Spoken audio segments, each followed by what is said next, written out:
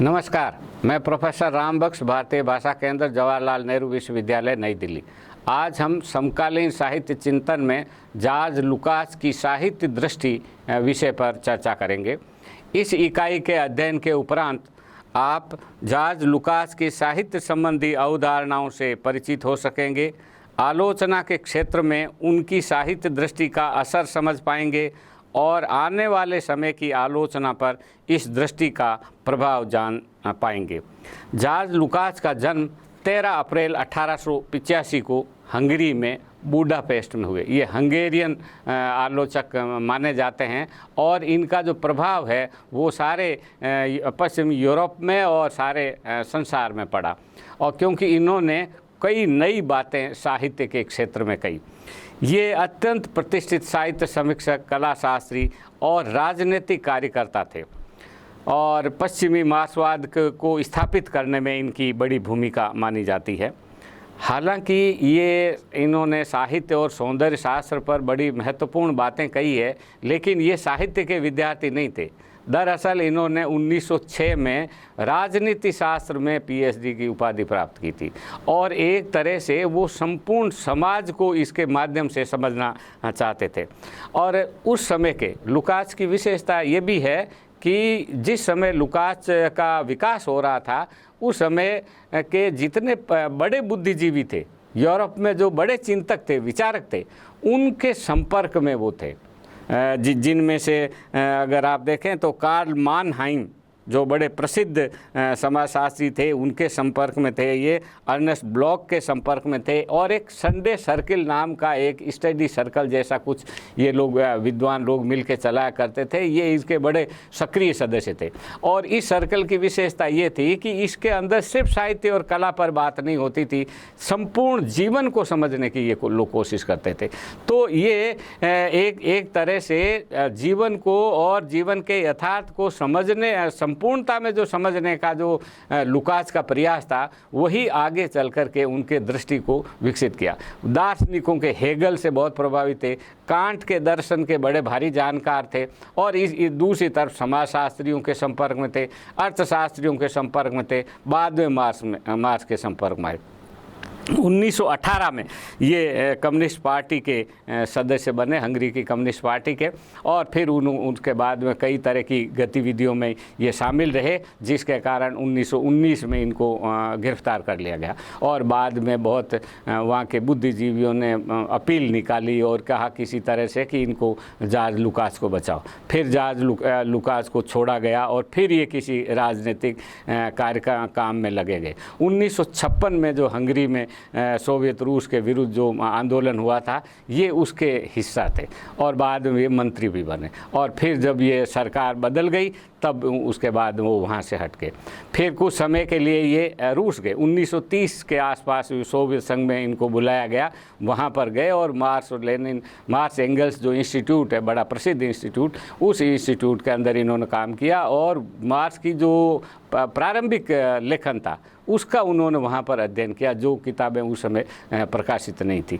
तो एक और जिस समय ये वहाँ पर थे उस समय स्टालिन का दौर था और स्टालिन के दबाव और आतंक को उन्होंने महसूस किया। हालांकि अपने लेखन में उन्होंने उस समय स्टालिन की मान्यताओं का समर्थन किया और ये समर्थन 30 से लगा करके उनकी 50 तक के लेखन में देखने को मिलता। 1956 के बाद में जब स्टालिन की मृत्यु हो जाती है, उसके कुछ समय बाद जॉर्ज लुकास ने स्टालिन की मान्यताओं का खंडन किया और एक तरह से जो पुरानी जो सोशल डेमोक्रेसी जिसको कहते हैं, प्रजातांत्रिक जो समाजवाद है, उस समाजवाद के समर्थन में ये आए।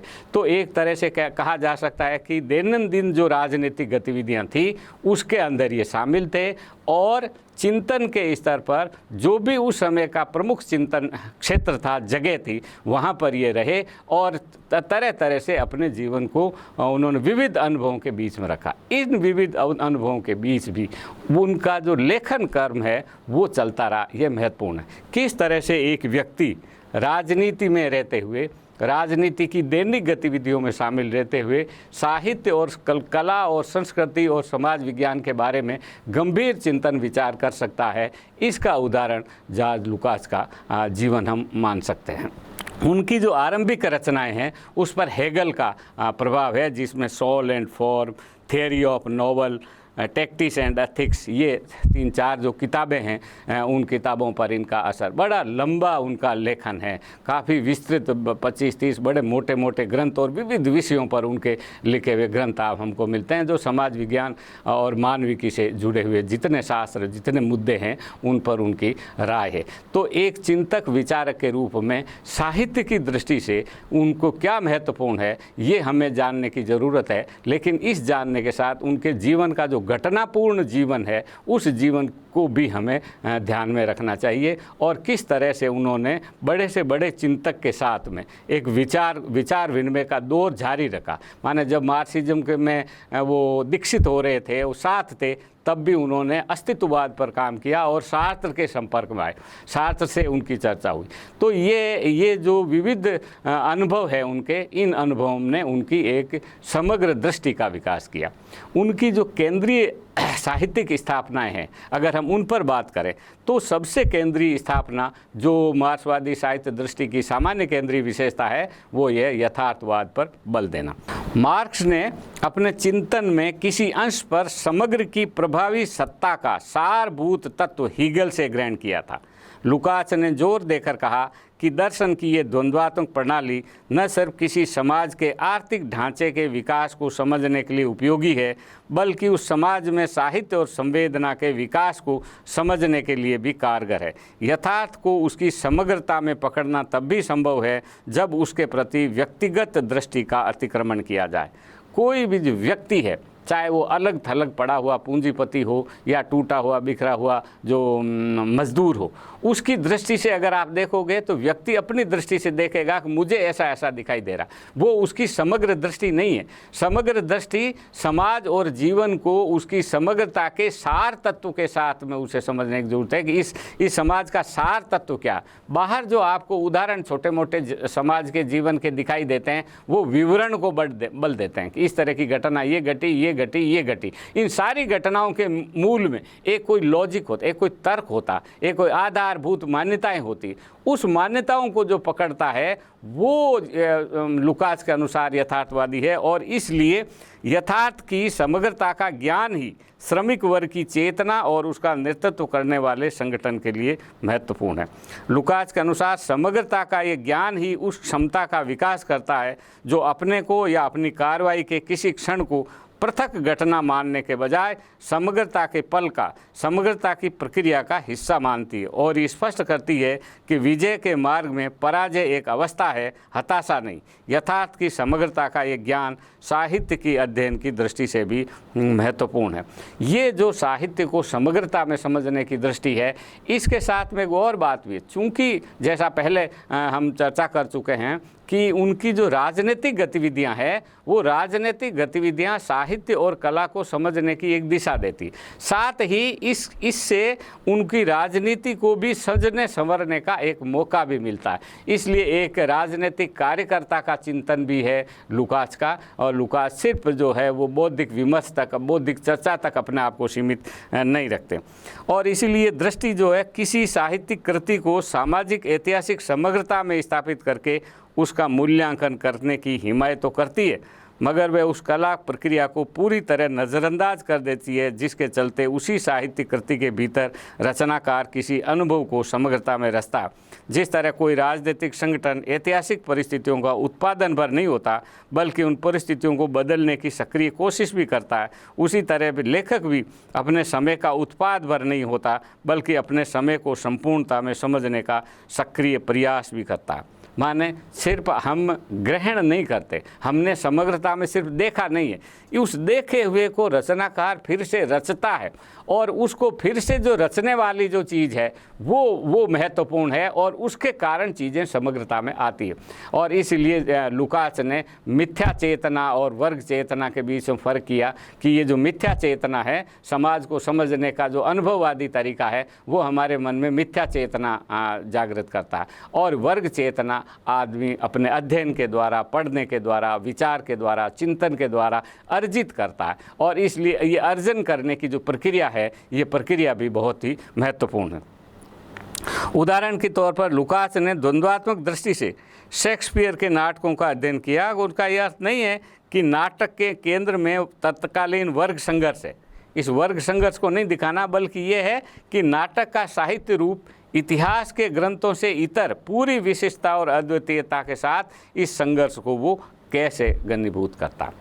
एक और बात लुकाच के संदर्भ में महत्वपूर्ण है कि लुकाच साहित्य रूपों का बड़ा महत्व देते हैं। फॉर्म पर, रूप पर, विधा पर लुकाच ने बहुत चिंतन किया। जो आम तौर से जो मार्क्सवादी आलोचना है वो साहित्य रूपों पर ध्यान नहीं देती, वो सिर्फ यथार्थ पर ध्यान देती है, जीवन की सच्चाई पर ध्यान देती है, या जीवन की सच्चाई का जो परिवर्तनशील रूप है, जो क्रांतिकारी रूप है, उस पर बल देती है ताकि समाज को परिवर्तन की एक दिशा मिल सके, उस दिशा में जाती। लेकिन लुकाच ने ऐसा नहीं किया। लुकाच बराबर इस बात का ध्यान, और शुरू से, और चूंकि वो हेगल के प्रभाव में थे और जर्मन जो दार्शनिक परंपरा है उस दार्शनिक परंपरा के गहरे जानकार थे, इसलिए उन्होंने रूप पर बड़ा गंभीर चिंतन किया।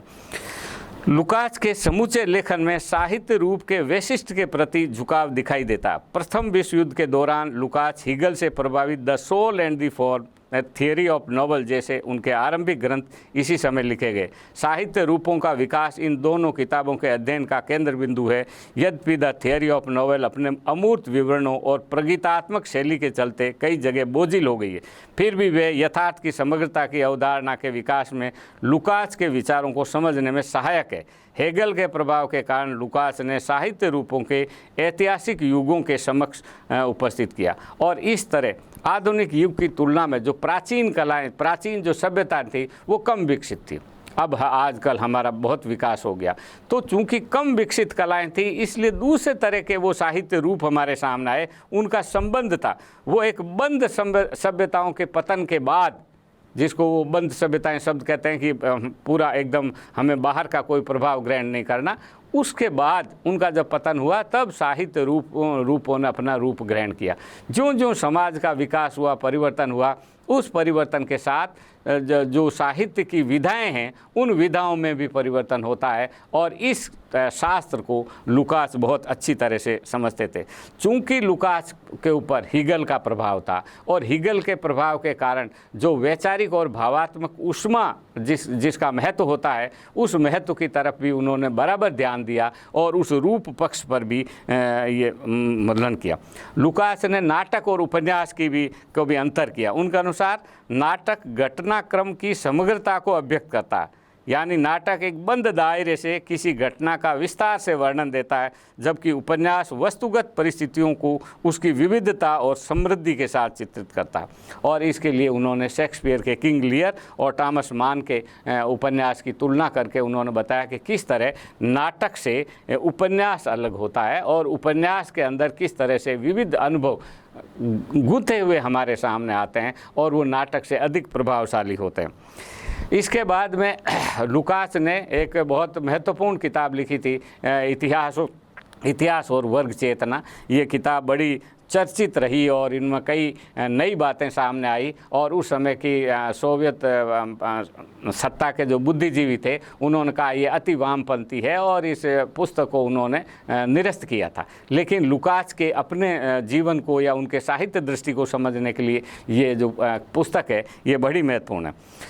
उन्होंने कहा कि समग्र अपने अंशों का योगफल भर नहीं होता, बल्कि वे अंशों की गति और प्रकृति का निर्धारण करने वाली सत्ता। अब ये जो समग्र है ये क्या होता है? समग्र में छोटी छोटी 4, 5, 7 चीज़ें हैं, इन सब का योगफल समग्र नहीं है, बल्कि इनके बीच का जो सार तत्व है वो उस समग्रता को कहता है। इसलिए जीवन का जो तथ्यात्मक विवरण है वो समग्रता में नहीं जाता, वो प्रकृतवाद की दिशा में जाता है। और इसलिए यथार्थवादी रचना तब होती है जब वे विवरणों की महत्ता और सार्थकता की संरचनात्मक सुसंगति को रचती है, और इसलिए ये प्रकृतवाद से अलग है।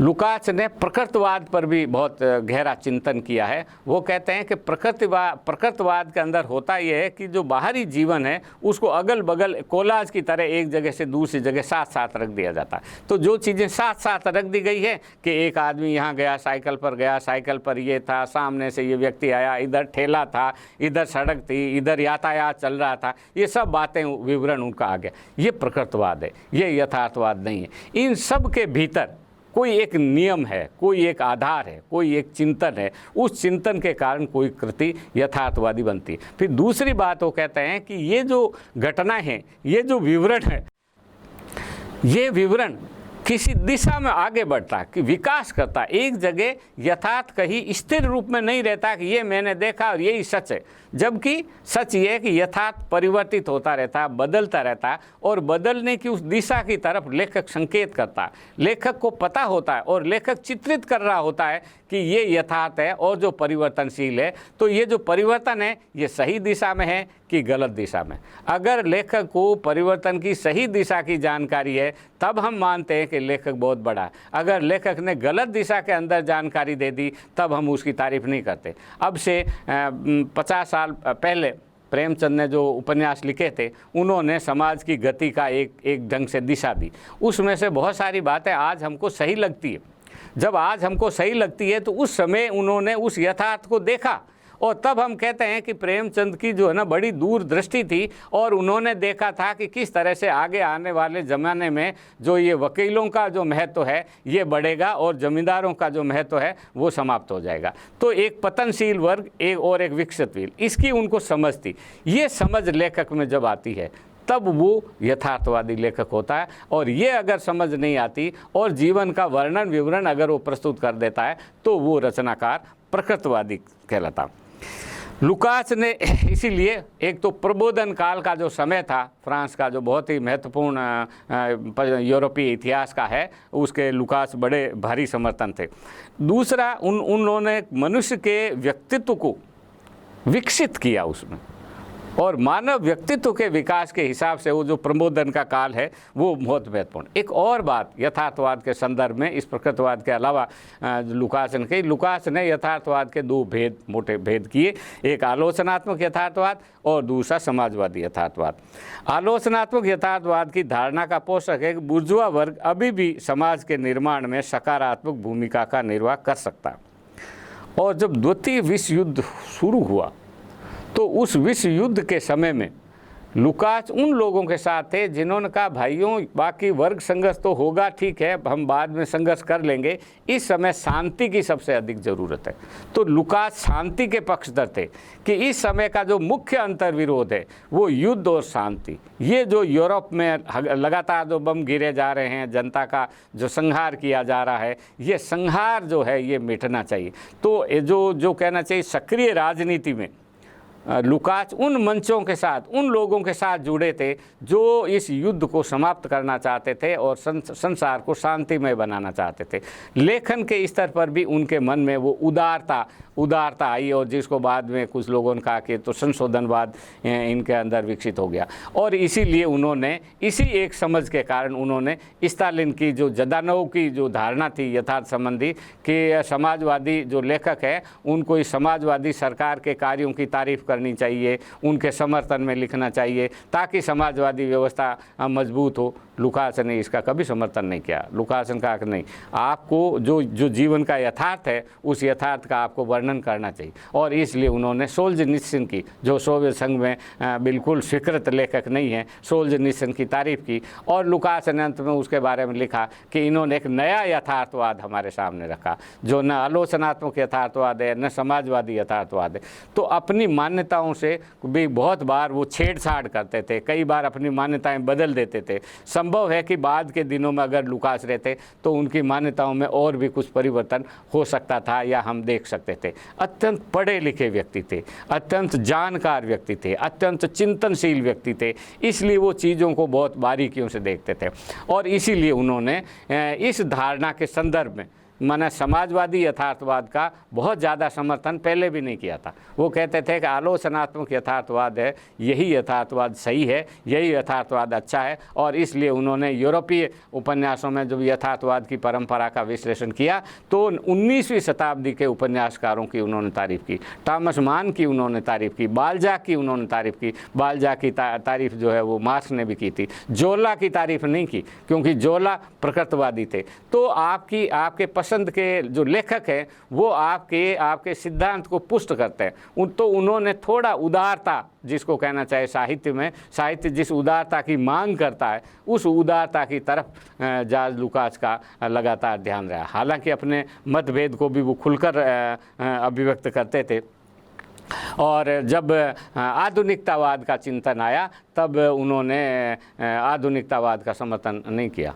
और उन्होंने कहा कि थॉमस मान या फ्रेंच काफ्का कौन बेहतर है। तो उन्होंने कहा नहीं, काफ्का तो हमें नहीं चलेगा। तो आधुनिकतावादी कलावृत्तियों का विरोध उन्होंने किया और जो परंपरागत यथार्थवादी रचनाशीलता है उसका समर्थन किया। यहाँ पर एक और महत्वपूर्ण बात है कि ब्रेख्त ने से लुकास की बहस हुई।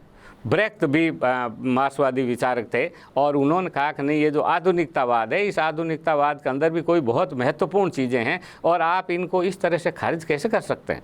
ये जो परंपरागत जो यथार्थ है, जो आपको बाल्जाक और पुराना जो यथार्थवादी है, टॉलस्टॉय का जो यथार्थवाद है, इस यथार्थ से अलग तरह का इनमें भी यथार्थवाद है। काफ्का का भी अपना एक यथार्थवाद है। तो ब्रेख्त ने आधुनिकतावादी कला की तारीफ की और कहा कि इन तकनीक के माध्यम से आप जिंदगी के यथार्थ को ज़्यादा अच्छी तरह से समझा सकते हैं। और बहुत सारे उस समय जो मार्क्सवादी आलोचक थे उनके बीच में दल बन गए, कुछ जॉर्ज लुकास के साथ थे और कुछ ब्रेख्त के साथ थे, और ब्रेख्त के साथ ज़्यादा आलोचक थे, विचारक थे, और लुकास बाद में थोड़े कमज़ोर पड़ गए क्योंकि ब्रेख्त का अपना एक महत्व और इतिहास था, क्योंकि एक नाटककार के रूप में जर्मन सरकार से संघर्ष करते हुए उनका एक इमेज बन गई थी, एक उनका बन गया था, जिसके कारण उनका समर्थन भी था। और दूसरा, वो नई बातें कह रहे थे, नए साहित्य का समर्थन कर रहे थे। लुकास नए साहित्य का समर्थन नहीं कर रहे थे, बल्कि इस अर्थ में वो पुराने यथार्थवाद को, जो परंपरागत यथार्थवाद है, जो स्वीकृत यथार्थवाद है प्रगतिवाद में, उस यथार्थवाद का समर्थन कर रहे थे। तो ये जो बहस लुकास के समय में आई, उसका भी उनके लेखन और चिंतन पर बड़ा गहरा असर पड़ा है। तो ये जो समाजवादी यथार्थवाद है, इसको लेकर के जो संस्कृति के जो प्रचारक थे, जदानोव की ये मान्यता थी कि शासकीय धारणाओं की स्वीकृति होने, सोवियत संघ की जो शासकीय धारणा है उन धारणाओं की स्वीकृति का यथार्थवाद होना चाहिए, और वो इस पे नहीं हो कि इस सोवियत सरकार की कोई आलोचना करे। तो जो होना चाहिए इस पर नहीं वर्णन करके, बल्कि इस पे होना चाहिए जो है। इसलिए स्टालिन एरा माना जाता है साहित्य की दुनिया में, जिसमें यह है कि उस समय का जो जीवन है, जिस समय सोवियत संघ का नवनिर्माण हो रहा है, बड़ी बड़ी योजनाएं बन रही है, सोवियत संघ का विकास हो रहा है, लेखकों का काम भी है कि उस विचारों में वो सहायता करे, उन विचारों का प्रचार करे। लुकास ने उस समय तो समर्थन किया था, लेकिन बाद में उन्होंने कहा कि नहीं, ऐसा कैसे हो सकता है। ये जो साहित्य है, साहित्य इस तरह का काम नहीं कर सकता। साहित्य तो हमेशा उस समाज की जो कुछ कमियां हैं, जो आगे आने वाला जो भविष्य का नक्शा है, उसके ऊपर भी उन्हें जोर देने की ज़रूरत है। इसलिए लुकास हमेशा एक तरह से कहना चाहिए कि विचारधारा पर बल देते हैं कि लेखक की एक विचारधारा होनी चाहिए, और ये विचारधारा उसकी वर्गीय विचारधारा होती है। पहले ये माना जाता था कि सारा जो चिंतन है, सारा जो दर्शन है, वो एक तरह का छद्म चेतना है। तो मार्क्सवाद जो है वो विचारधारा नहीं है।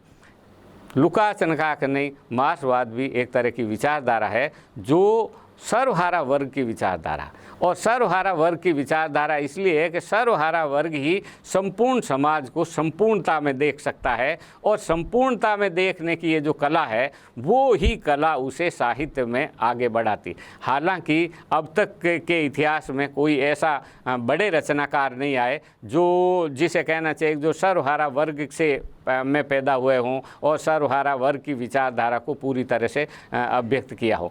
सारे विचारक, लेखक आम तौर से मध्य वर्ग में आते हैं, इसलिए वो कहते हैं कि मध्य वर्ग के पास विचारधारा होती है, और वो मध्य वर्ग अपनी विचारधारा को सर्वहारा वर्ग में लाता है और उससे वो दीक्षित करता है। ये एक तरह के एक राजनीतिक समझ है, और इसलिए वो कम्युनिस्ट पार्टी के गठन का समर्थन करते हैं, समाज में क्रांतिकारी परिवर्तनों का समर्थन करते हैं, और पूंजीपति वर्ग का नाश हो का नारा लगाते हैं। तो ये लुकास का कहना ये है कि ये कोई दिवा स्वप्न नहीं है, ये एक इतिहास की गति है कि अंततः ऐसा होना है जिसमें सभी प्रकार का अन्याय अत्याचार का विरोध होना। तो लुकास ने के कारण भले ही आगे चल के समाजवाद की स्थापना हो या न हो, लेकिन वो मानते थे कि समानता के आधार पर एक समाज की स्थापना होनी चाहिए और रचनाकार को उस यथार्थ की दिशा में आगे बढ़ना चाहिए। और इस अर्थ में वो टॉमस मान और उन लेखकों के बारे में वो बात करते हैं। दूसरी बात, जब पात्र की चर्चा करते हैं, आमतौर से जो लुकास है साहित्य रूप पर बातें करते हुए भी, और लेकिन मुख्यतः वो उपन्यास के आलोचक हैं। उनके जो सिद्धांत है, उनकी जो समग्रता की धारणा है, वो कहानी पर लागू नहीं होती। जो प्रगीत, जो छोटी रचना है, उन पर भी उतनी अच्छी तरह से लागू नहीं होती। नाटक पर उन्होंने विचार किया है, कविता पर एक सामान्य टिप्पणियाँ उनकी मिलती है, लेकिन मुख्यतः वो उपन्यास के आलोचक है। और उपन्यास की जब भी हम चर्चा करते हैं तो जॉर्ज लुकास का नाम महत्वपूर्ण आता है। उन्होंने ऐतिहासिक उपन्यासों पर एक पूरी पुस्तक लिखी, द हिस्टोरिकल नॉवल, ऐतिहासिक उपन्यास। और ऐतिहासिक उपन्यासकारों का किस तरह से अपने इतिहास का में जाकर के रचनाकार अतीत को पुनर्जीवित करते हैं और फिर से हमारे सामने अतीत वर्तमान रूप में आता है, और उसको हम ज़्यादा अच्छी तरह से समझ पाते हैं कि ये ऐतिहासिक उपन्यास इस तरह के। तो शास्त्र के साथ जो व्यवहारिक आलोचना है, वो व्यवहारिक आलोचना में माने व्यवहारिक आलोचना के माध्यम से उन्होंने शास्त्र का निर्माण किया।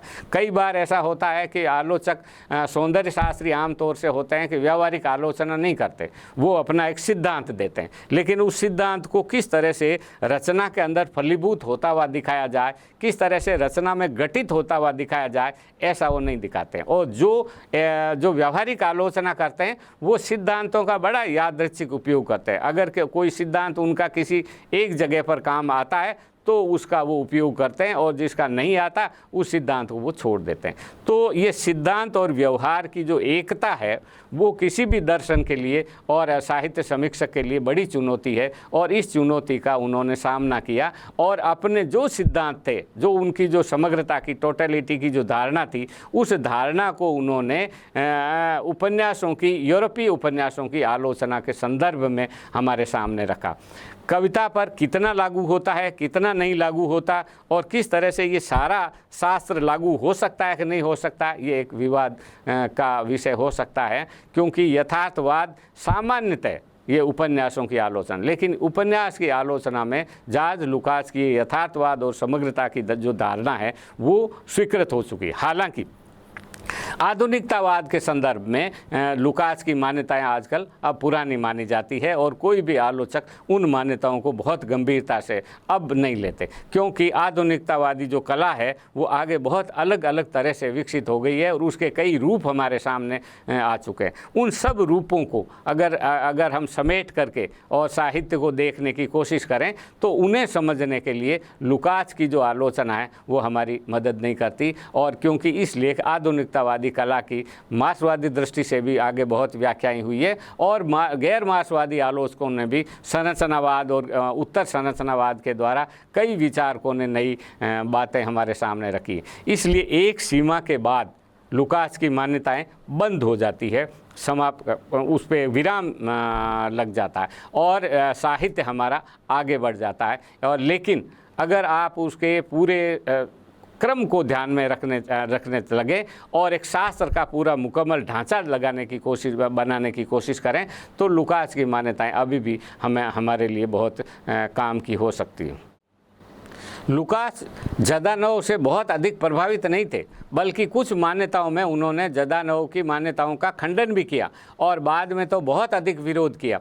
और स्वयं जो लुकास ने सोल्जेनित्सिन की तारीफ की और उनके समर्थन में लेख लिखा, जबकि आमतौर से पहले सोवियत संघ में उनका विरोध होता था। ये कुछ उन्होंने अपनी मान्यताओं को बाद में जाके विकसित भी किया, जिसमें से हिस्ट्री एंड क्लास कॉन्शसनेस जो उनकी बहुत प्रसिद्ध पुरानी पुस्तक थी, उन्होंने 1967 में 1967 में उन्होंने दोबारा भूमिका लिखी और भूमिका के अंदर उन्होंने लिखा द प्योर अल्टरनेटिव स्टालिनिज्म और socialist democracy from democratisation today and tomorrow.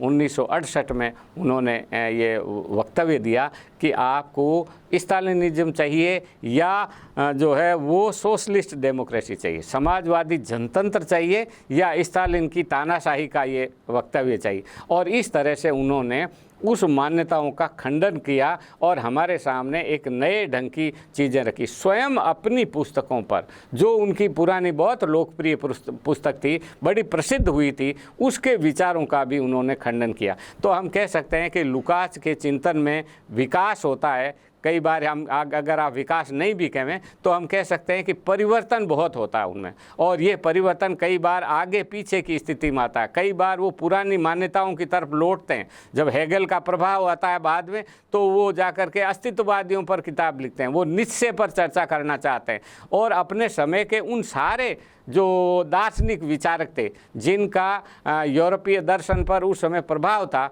उन सब प्रभाव वाले लोगों की वो चिंता करते हैं, उन पर बात करते हैं और उनका खंडन मंडन करने की कोशिश करते हैं, उनका अध्ययन करते हैं। सबसे बड़ी चीज़ ये कि ऐसा नहीं है कि उनको पढ़ते ही नहीं, अपने विरोधी के विचारों को पढ़ना, समझना, जानना और तब उसका खंडन करना, ये लुकास के चिंतन और विचार की एक महत्वपूर्ण सीख है जो हमको लगता है। उसी के कारण इन्होंने दोस्तोयेवस्की पर एक पुस्तक लिखी और 1945 के बाद में उन्होंने अपना सारा समय 56 के बाद में भी 20 में वो कम्युनिस्ट पार्टी के साथ रहते थे, राजनीतिक कार्य भी किया उन्होंने, लेकिन बाद में जाके उनका जो सारा चिंतन था वो एक तरह से सौंदर्य शास्त्र को विकसित करने का शास्त्र था। और इस विकास में उन्होंने गैर मार्क्सवादी लेखकों पर भी कुछ आलोचनाएं लिखी, कुछ विचार किया, चिंतन किया और समाजशास्त्र के साथ में उनका एक बराबर का रिश्ता रहा। उस समाजशास्त्र के साथ भाववादी जो दर्शन था,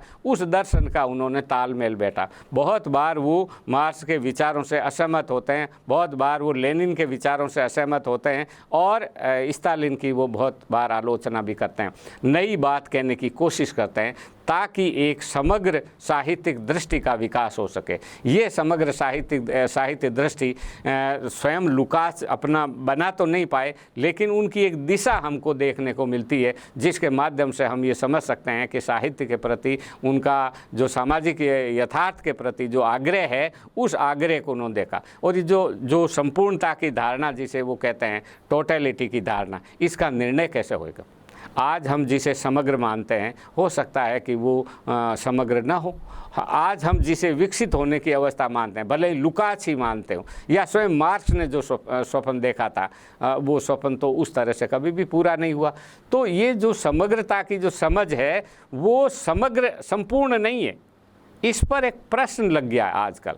हालांकि उस समय के जो परंपरागत जो चिंतक थे, उन चिंतकों के मन में अपनी समझ के प्रति कोई अविश्वास नहीं था। लुकास के मन में भी कोई अविश्वास नहीं था, कोई संदेह नहीं था कि क्या पता जिस यथार्थ को हम समझ रहे हैं वही सही है या नहीं। उनको लगता था कि इसी तरह से समाज की गति चलेगी, इसी तरह से संसार का आगे विकास होएगा और इसी तरह आगे आने वाले समय में समाजवाद की व्यवस्था, समाजवादी जनतंत्र की व्यवस्था होएगी। ये उनके चिंतन में भी देखने को मिलता।